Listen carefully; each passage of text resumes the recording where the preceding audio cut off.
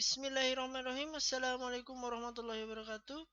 Alhamdulillahirrahmanirrahim. Puji syukur kehadirat Allah Subhanahu wa taala yang telah melimpahkan rahmat, hidayah serta kesempatannya kepada kita, sehingga pada kesempatan kali ini kita masih dapat dipertemukan pada mata kuliah Sosiologi Pertanian, dan kali ini kita akan melanjutkan materi terkait dengan perubahan sosial, di mana pada sesi sebelumnya kita telah membahas terkait dengan faktor-faktor yang mempengaruhi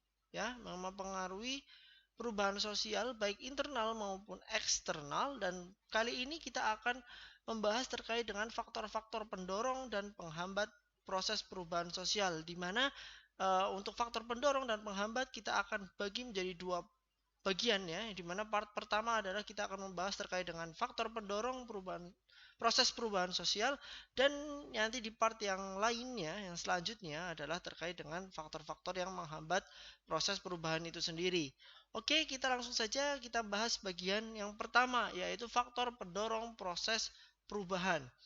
Terjadinya suatu proses perubahan pada masyarakat diakibatkan adanya faktor yang mendorongnya, sehingga menyebabkan timbulnya perubahan, di mana faktor pendorong tersebut menurut Surjono Sukanto antara lain yang pertama adalah adanya kontak dengan kebudayaan lain.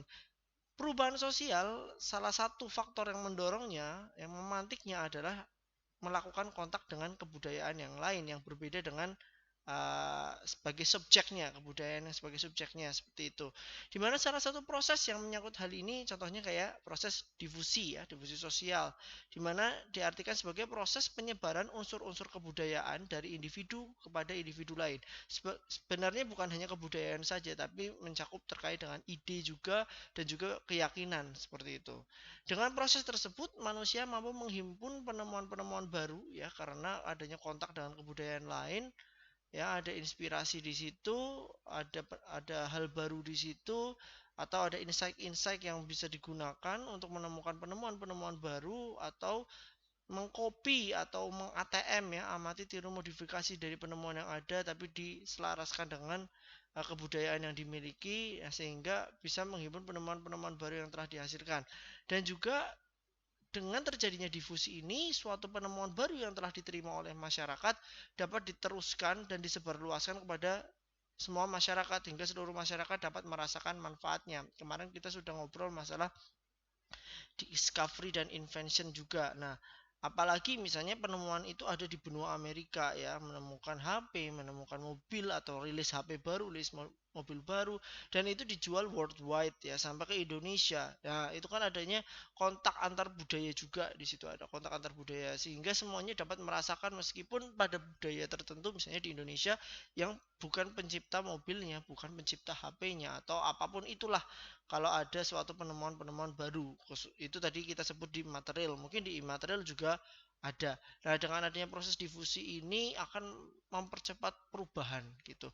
Yang berubah tidak hanya di negara-negara maju sebagai penciptanya saja, tapi di negara-negara berkembang itu juga bisa merasakan percepatan teknologinya. Proses difusi ini dapat menyebabkan lancarnya proses perubahan tentu saja, karena difusi memperkaya dan menambah unsur-unsur kebudayaan yang seringkali memerlukan perubahan-perubahan dalam lembaga-lembaga kemasyarakatan yang lama dengan yang baru. Tentu saja apalagi di era revolusi industri ini, khususnya revolusi industri atau revolusi informasi juga ya, teknologi informasi juga, yang namanya perkembangan itu tidak hanya dirasakan di satu tempat saja. Apabila ada terjadi perubahan di suatu wilayah dengan kebudayaan tertentu, dengan adanya teknologi informasi yang semakin cepat sekarang ini, otomatis akan mempengaruhi di daerah yang lainnya juga. Dan itu hampir di semua aspek ya. Contohnya politik, apa yang terjadi, siapa presiden di Amerika Serikat pasti akan berdampak pada kebijakan-kebijakan atau strategi-strategi politik di negara-negara yang lainnya, khususnya negara-negara yang memiliki hubungan diplomatik dengan Amerika Serikat, misalnya seperti itu. Dan tadi kalau tadi kita bahas penemuan-penemuan juga bisa langsung kontak dengan kebudayaan lain. Perdagangan misalnya, dalam hal perdagangan itu pun bisa merubah pola kebudayaan ya, pola kebudayaan. Misalnya kayak kemarin kita sempat bahas ya, K-pop misalnya lagi di Korea Selatan benar-benar booming gitu, tapi ternyata tidak hanya di Korea Selatan saja, tetapi kita di Indonesia pun gandrung K-pop atau drakor ya dan sebagainya. Itu juga salah satu di bagian kebudayaan gitu. Ada di perdagangan ya, di industri ya, di keyakinan juga bisa ya. Pada masa penjajahan juga kita tahu ya, apa gold glory gospel itu padahal itu zaman penjajahan ya. Sekarang juga ada proses difusi dengan cara yang lebih modern atau dengan masa yang saat ini yang disesuaikan dengan saat ini. Pada intinya adalah kita dengan adanya kontak dengan kebudayaan lain, kita saling bertukar, saling menginspirasi, saling mempengaruhi, ya saling berbagi, itu akan mempercepat yang namanya proses perubahan, khususnya pada perubahan sosial. Oke, itu yang pertama. Contohnya gini ya, digital Kus Plus dulu ya. Kus Plus itu kan terinspirasi juga dari uh, ini mau dikoreksi misalnya kayak The Beatles dan sebagainya. Soalnya di Bali juga, kalau kita ke Bali ada bule-bule di sana main angklung dan sebagainya, seperti itu gitu. Contohnya itu saling kontak dengan kebudayaan lain, baik kita mendapatkan dari budaya lain atau kita justru memberikan atau memberikan inspirasi di kebudayaan yang lain. Oke, kita lanjutkan yang nomor 2, yaitu sistem pendidikan formal yang maju. Pada dasarnya pendidikan memberikan nilai-nilai tertentu bagi individu ya untuk memberikan wawasan serta menerima hal-hal yang baru. Juga memberikan bagaimana caranya dapat berpikir secara ilmiah. Pendidikan juga mengajarkan kepada individu untuk dapat berpikir secara objektif. Hal seperti ini akan dapat membantu setiap manusia untuk menilai apakah kebudayaan masyarakatnya akan dapat memenuhi kebutuhan zaman atau tidak. Perlu digarisbawahi bahwa yang namanya pendidikan, kita bersekolah dari SD sampai SMA ditambah dengan kuliah ya S1, itu tujuannya adalah yang paling utama adalah memberikan nilai-nilai pada individu tersebut, karakter ya, kemudian wawasan, serta menerima hal-hal yang baru dan bisa berpikir secara objektif dan ilmiah untuk menilai sesuatu ini benar enggak. Ini kalau misalnya dalam konteks sosial ya, kita dapat melihat apakah kebudayaan masyarakat yang sekarang itu selaras dengan kebutuhan zaman atau tidak gitu. Contohnya seperti itu. Dan mana nilai-nilai yang bisa dipertahankan, mana yang kira-kira harus dilepas. Misalnya seperti itu ya, tanpa mengurangi jati diri kita sebagai, misalnya contohnya kayak sebagai bangsa Indonesia gitu ya, mana yang harus dipertahankan. Kan nggak mungkin misalnya contohnya kayak seperti dulu dulu pakaiannya mungkin ya kita tahu ya, pakaian-pakaian orang zaman dulu misalnya kalau wanita itu kebaya dan sebagainya, kalau laki-laki itu pakai blangkon dan sebagainya ya, di apalagi di keluarga-keluarga kerajaan. Tapi sini berkembangnya zaman kan tidak mungkin misalnya teman-teman yang putri gitu kuliah dengan kebaya gitu kan, ribet gitu ya, ribet. Nah itu mulai difleksibelkan dengan mengikuti perkembangan zaman. Tapi ada juga yang memang harus benar-benar dipertahankan gitu ya, ideologi-ideologi, contohnya kita wajib mempertahankan seperti itu, seperti negara kesatuan Republik Indonesia harus seperti apa, atau mungkin kita secara keyakinan Islam itu harus seperti apa. Nah, apalagi dengan yang namanya pendidikan formal yang maju. Pendidikan formal yang maju itu membuka semua wawasan itu, nilai-nilai itu yang diberikan. Jadi tidak hanya sekedar materi, materi, materi, namun sebenarnya ada kontak sosial di situ, ada pembentukan karakter di situ, men-trigger bukan memberikan sebenarnya. Men-trigger itu artinya apa? Fasilitator diberikan ini, langsung individu dibuat untuk memikir atau mahasiswa dibuat untuk berpikir sendiri, ini solusinya seperti apa, harusnya seperti apa dan sebagainya. Apalagi dalam pendidikan yang sekarang, tidak hanya karena COVID ya, dengan adanya teknologi informasi kita dapat memperoleh informasi dari manapun ya, dari manapun, dari internet dan sebagainya. Kita jadi bisa melihat atau wawasan kita jadi bisa terbuka secara global, wawasan semakin luas dalam menilai sesuatu, sehingga kita dapat menerima hal-hal baru itu lebih mudah dibandingkan dulu, seperti itu. Nah, contohnya misalnya ya kayak universitas gitu. Atau sekarang kita bisa menerima hal-hal baru dalam dunia pertanian ya, menggunakan teknologi. Udah nggak asing lagi menggunakan teknologi dalam berbagai bidang dan sebagainya. Itu nomor yang kedua. Adapun yang ketiga yaitu adalah sikap menghargai hasil karya seseorang dan keinginan untuk maju. Bila sikap itu telah dikenal secara luas oleh masyarakat, maka masyarakat akan dapat menjadi pendorong bagi terjadinya penemuan-penemuan baru. Contohnya, hadiah Nobel menjadi pendorong untuk melahirkan karya-karya yang belum pernah dibuat. Di mana karya-karya yang telah dibuat, ya, misalnya menemukan apa, itu diberi penghargaan. Nobel ke atau penghargaan apapun itu, kita menghargai hasil karya orang. Dan biasanya di negara-negara maju tuh bahkan contohnya saya itu negara maju itu banyak kayak misalnya kayak Jepang misalnya, itu yang milik hak paten itu tidak hanya sebuah produk gitu ya, tidak hanya sebuah produk saja, tapi dari mulai ada juga brand gitu, brand juga bisa di hak paten atau hak dagang misalnya ya, rahasia dagang itu di di copyright lah ya, di apa namanya ya, di hak paten kan lah ibaratnya, itu bahwa itu milik siapa gitu. Bahkan tidak hanya itu, dari mulai dari blueprint ya, dari rancangan aja bisa dihak patenkan. Ide gitu ya, ide baru kepikiran misalnya, saya akan menyelesaikan masalah dengan ide ini, nah baru ide itu bisa didaftarkan gitu. Biar apa? Biar nggak dicuri orang gitu. Satu, biar nggak dicuri orang untuk individu itu sendiri. Biar apa? Biar dia merasa dihargai. Ketika orang mulai merasa dihargai gitu ya, kita ngelihat, dia bisa menemukan sesuatu, dia dihargai gitu ya, bisa diberi panggung, bisa diberi hadiah, bisa diberi insentif dan sebagainya, apapun itu, orang-orang yang lainnya akan merasa, oh berarti ketika aku juga bisa menemukan sesuatu solusi, bisa memberikan kontribusi kepada masyarakat, aku bisa dapat atau aku bisa memperoleh hal yang sama seperti si dia gitu. Otomatis di masyarakat itu akan berlomba-lomba, terdorong untuk maju gitu, ya kan?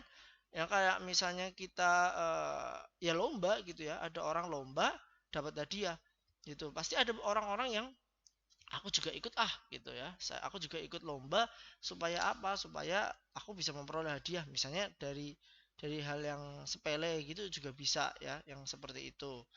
Nah, itu dengan adanya penghargaan ya seperti itu. Maka dari itu, mulai dari sekarang ya, kita masyarakat Indonesia, mulai dari kelas sosiologi pertanian ini ke depannya, diharapkan kita bisa saling menghargai hasil karya orang lain atau apa yang dilakukan orang lain ya, asalkan itu dalam koridor yang benar ya, dalam secara hukum maupun secara agama, kita dukung aja gitu. Kebanyakan orang di Indonesia khususnya ya, ketika ada kesalahan sedikit dari orang lain, kita lebih suka menertawakan atau kita lebih suka ya membuli atau ya meremehkan ya, diketawain. Misalnya ada orang presentasinya kaku, presentasinya takut, grogi, diketawain gitu ya.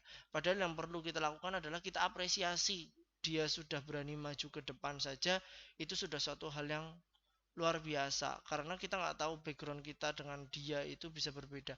Apresiasi dulu, nanti berikan kritikan untuk membangun ya, dengan cara yang baik dan sebagainya. Nah, itu contohnya menghargai karya orang lain agar kita semangat untuk maju ya. Tadi saya bilang di negara maju saja ide aja udah bisa didaftarkan ya. Sebenarnya di Indonesia pun sekarang sudah bisa didaftarkan. Ketika teman-teman punya ide, ya didaftarkan aja gitu ya.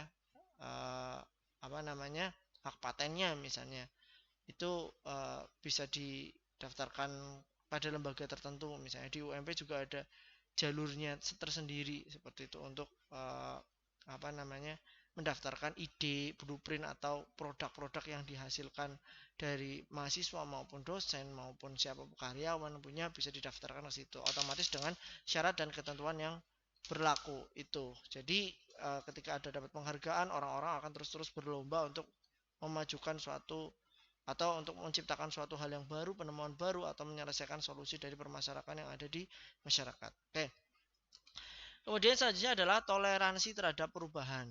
Sikap toleransi diperlukan untuk mempercepat laju perubahan sosial budaya dalam masyarakat. Adanya sikap toleransi menjadikan masyarakat lebih mudah menerima hal-hal baru. Masyarakat akan menerima hal baru yang dirasa membawa suatu kebaikan. Yang namanya toleransi yaitu bisa mengapresiasi, menghormati keberbedaan di masyarakat ya, di masyarakat. Sebenarnya yang namanya toleransi kita tidak perlu bahas terlalu panjang lagi, karena di Indonesia sendiri menurut saya pribadi sudah menjadi salah satu contoh dunia di mana Indonesia punya berbagai macam suku, bahasa ya, perbedaannya banyak, agama gitu ya, ada 6 yang diakui ya di Indonesia. dan kita bisa saling menghormati gitu ya dalam satu naungan bernegara ini, satu bangsa dan sebagainya. Adapun ketika ada letupan-letupan kecil, menurut saya itu merupakan suatu hal yang lumrah ya, yang memang harus diselesaikan bersama gitu, duduk bersama ketika ada perbedaan-perbedaan, dan perbedaan itu bukan sebagai konflik, tapi perbedaan itu justru harus bisa jadi duduk bersama, apalagi hanya perbedaan-perbedaan yang kita sudah katam atau kita sudah alami dari semenjak Indonesia sebelum merdeka, bahkan perbedaan agama, suku gitu ya, budaya dan sebagainya. Coba kita bandingkan dengan negara-negara lain ya, negara-negara lain yang mereka pun perbedaannya mungkin nggak beragam Indonesia, tapi konflik sering terjadi. Misalnya seperti itu ya. Kalian bisa analisa tersendiri di mana.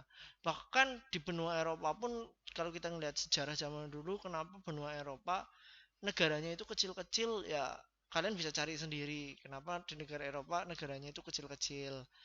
Terus di Timur Tengah, misalnya di Timur Tengah itu bisa sampai konfliknya seperti itu gitu.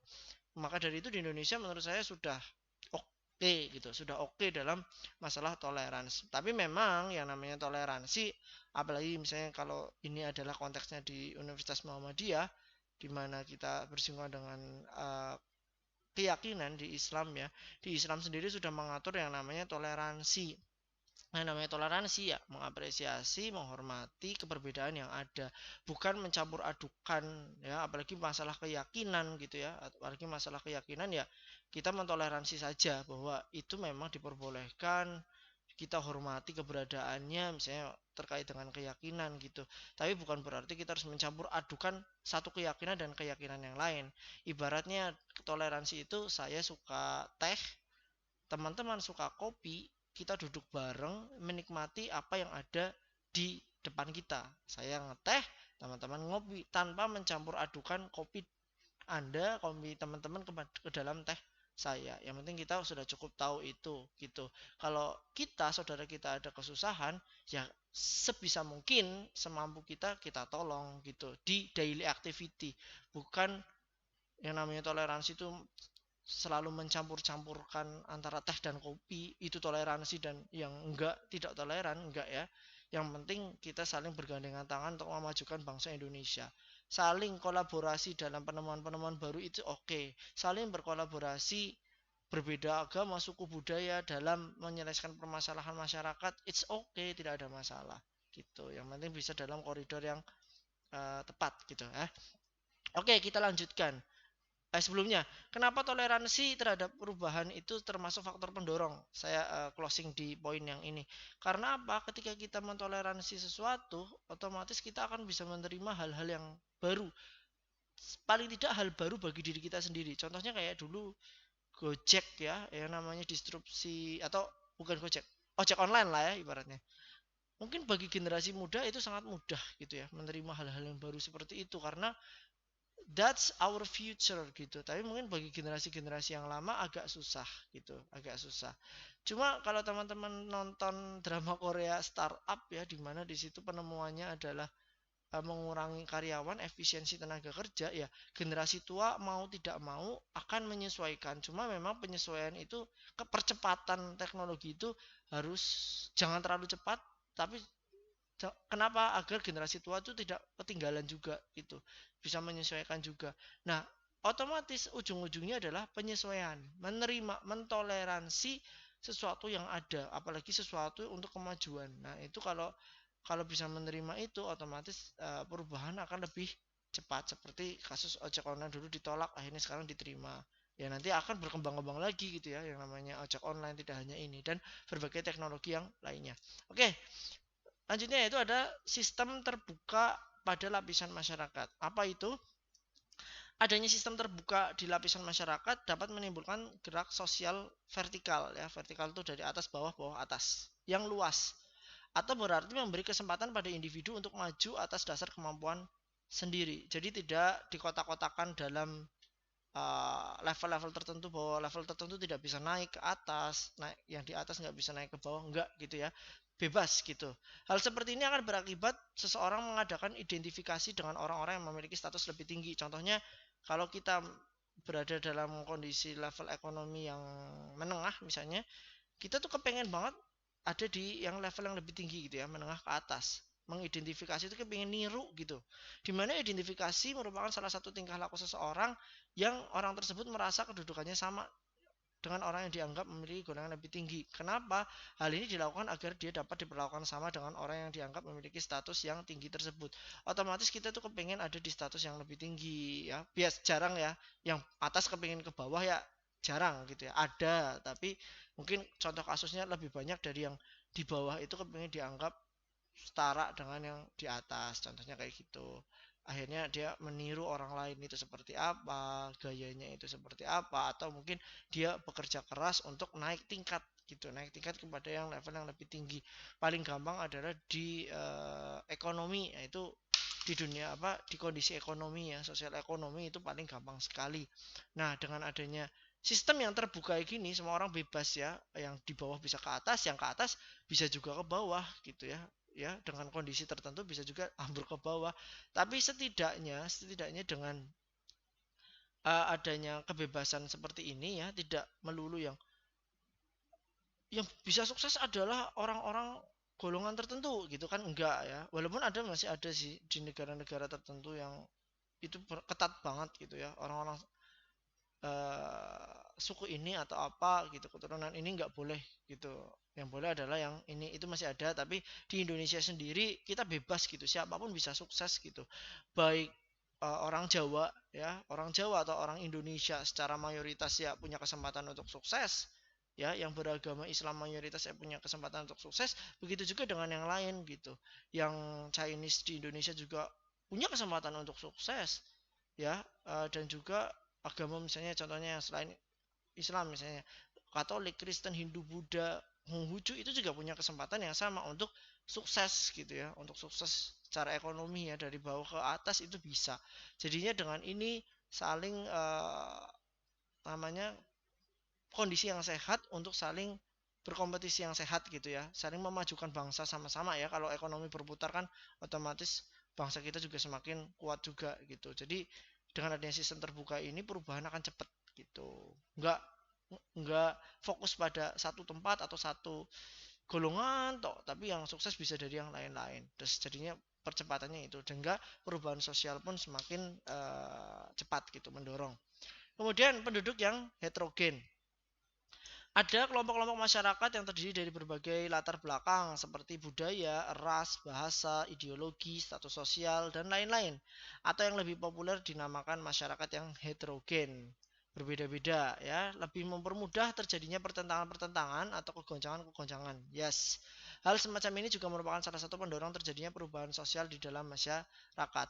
Perbedaan itu biasa kok ketika ada pertentangan-pertentangan ya, karena apa ya, beda, udah beda budaya ya, budayanya beda, kebiasaannya beda, rasnya beda, perbedaan bahasa, ideologinya beda, otomatis ya pasti ada crash-crash sedikit-sedikit gitu. Tapi sangat salah ketika kita mau maju itu harus homogen semua, itu enggak gitu ya. Justru kita bisa maju, kita bisa berkembang karena apa? Karena ide-idenya banyak, dan yang terpenting adalah menyatukan dari ide-ide yang ada itu. Itu justru menjadi bangsa yang maju dan bangsa yang besar seperti itu. Contohnya dulu dalam masa awal kejayaan Islam ketika Nabi Muhammad di awal berdakwah ya, apakah sama gitu ya? Apakah sama sifat dari Abu Bakar gitu ya dengan Umar? Itu beda gitu ya. Itu beda. Apakah sama dengan Ali? Itu beda. Apakah sama dengan Utsman gitu? Apakah sama dengan Bilal bin Rabah atau dengan sahabat-sahabat yang lainnya? Itu bisa berbeda-beda. Khalid itu bisa berbeda-beda gitu ya. Tapi perbedaan ini bukan berarti ditolak. Justru perbedaan ini bisa disatukan dalam naungan Islam. Karakter-karakter ini punya kontribusi tersendiri-sendiri dalam Islam, sehingga dulu menjadikan Islam yang darinya kecil ya, kecil gitu, sampai bisa sekuat dan bisa membebaskan sepertiga dunia saat itu ya. Berkembang dari karakter yang berbeda, dari kemampuan yang berbeda-beda, bisa disatukan. Bangsa Indonesia juga sama kok gitu ya, kebudayaannya banyak, rasnya banyak, ideologinya banyak, status sosialnya juga berbeda-beda, bisa jadi satu, bisa gitu. Buktinya keberadaan Indonesia sendiri, negara Republik Indonesia sendiri itu sudah menjadi bukti yang kuat bahwa ternyata mbah-mbah kita dulu ya itu mau kok melepas egonya masing-masing untuk berdaulat dalam satu naungan, yaitu Negara Kesatuan Republik Indonesia. Dan kita kunci PR-nya adalah tinggal mempertahankan saja gitu. Kita mau nggak kolaborasi gitu, berkolaborasi dalam hal muamalah, it's okay, tidak ada masalah gitu.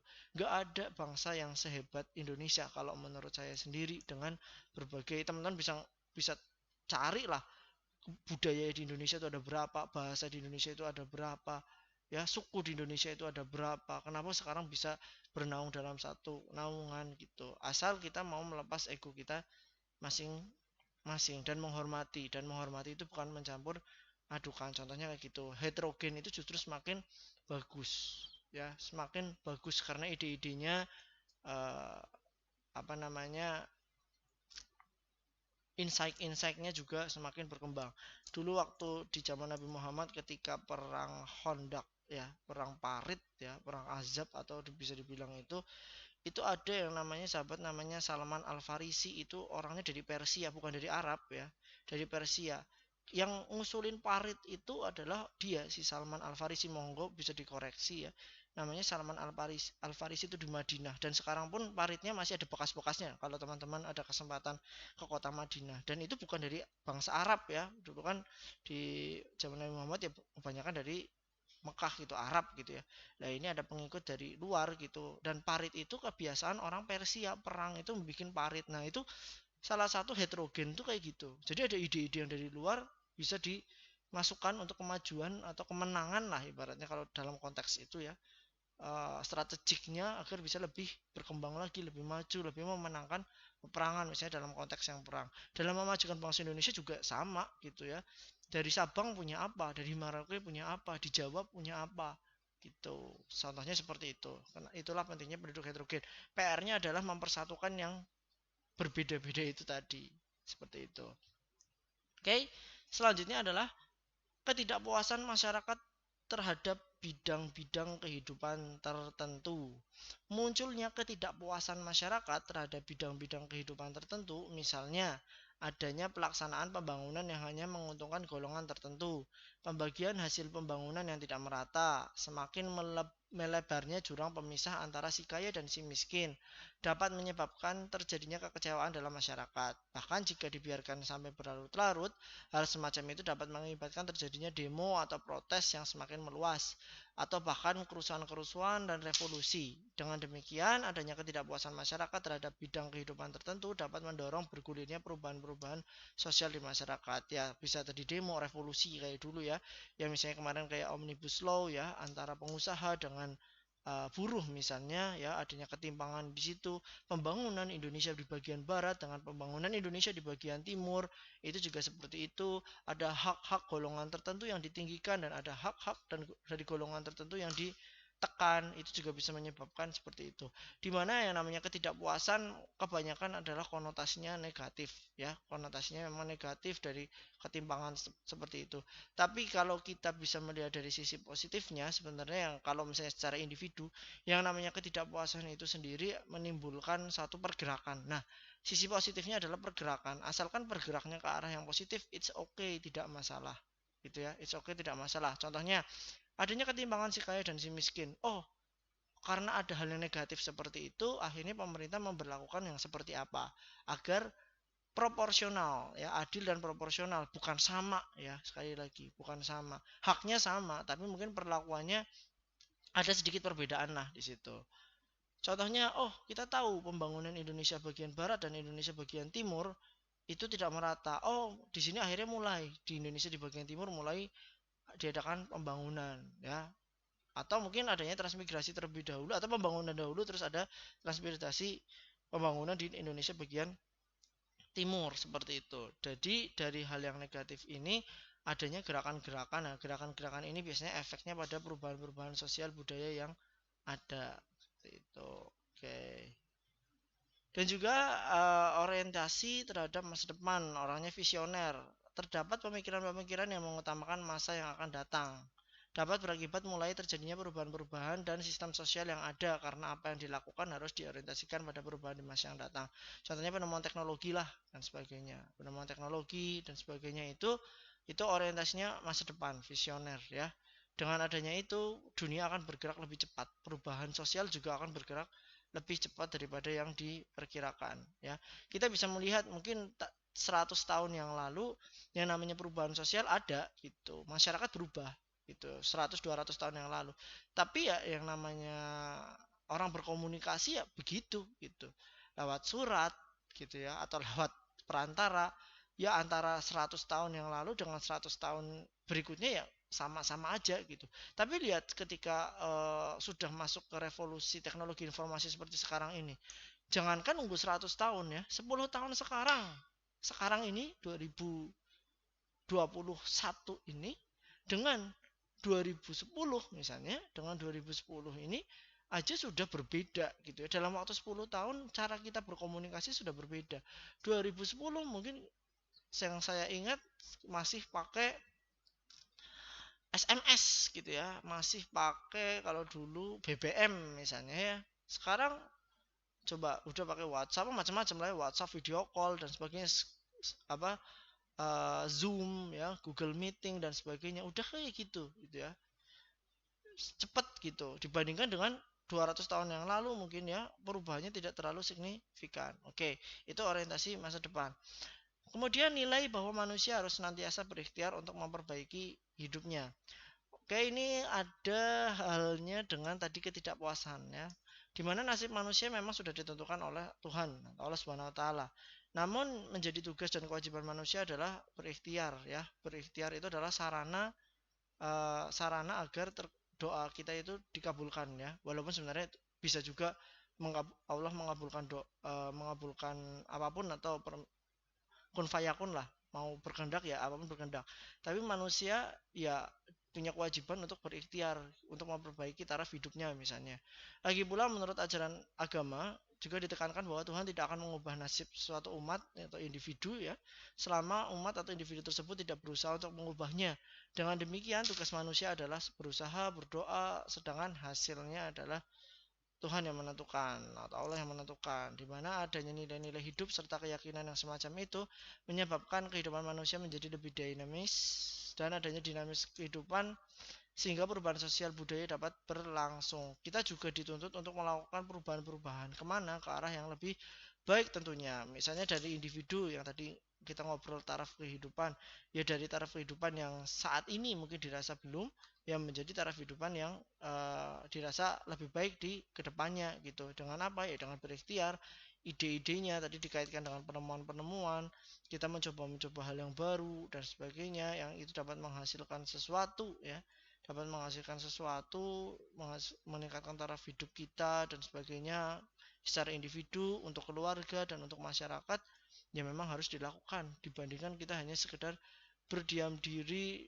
ya atau mengumpati nasib ya apa yang mau dirubah gitu. Karena Allah sendiri tidak merubah suatu kaum kecuali kaum itu memang berusaha niat untuk mengubah diri kita sendiri. Ikhtiar itu sendiri, tindakan itu sendiri merupakan bukan syarat ya, lebih tepatnya kewajiban kita gitu ya, kewajiban kita dan itu sebagai apa ya, lebih tepatnya lebih ke sebab musabab gitu ya. Di sini ada hukum sebab akibat gitu. Kalau kita mau ada asap ya kita harus nyalain api gitu ya. Perkara nanti kita nyalain apinya pakai korek ya atau kita pakai kembang api gitu ya, korek jas maupun korek kayu itu maupun korek yang elektrik yang minyak ataupun korek yang apapun itulah, apa pakai batu gitu itu terserah, yang penting terserah dari kita, yang penting kita udah berikhtiar, itu selanjutnya Allah yang menentukan. Oke, mungkin itu yang sesi part pertama terkait dengan faktor pendorong. Nanti kita akan lanjutkan pada part yang selanjutnya. Terima kasih.